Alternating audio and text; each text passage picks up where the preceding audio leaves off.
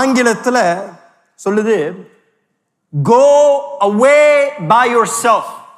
நீ தனியாக ஒரு இடத்திற்கு கடந்து போ, நீ உன்னை தனித்து உன்னை பிரித்தெடு என்று சொல்லப்படலாம்.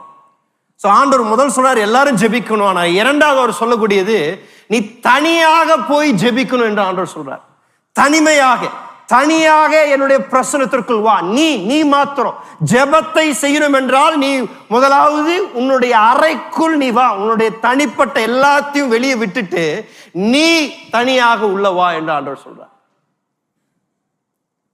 அப்படின்னா நம்ம எல்லாரோடு கூட ஜெபிக்கின்ற ஜெபம் ரொம்ப முக்கியம். சபையாரோடு கூட ஜெபிக்கின்ற ஜெபத்திற்கு வல்லமை உண்டு. ஆனாலும் தனிமையாக ஜெபிக்கும்படியாக இயேசு நம்மிடத்தில் எதிர்பார்க்கின்றார்.